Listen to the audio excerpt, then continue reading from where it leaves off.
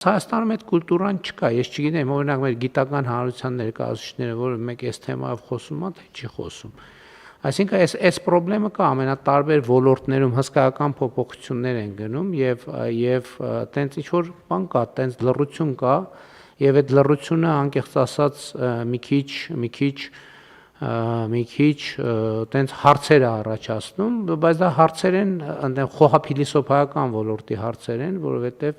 այս մեր ներդրումները մեր պետության եւ մեր երկրի զարգացման համար են, բայց ես ուզում եմ այս նյուանսը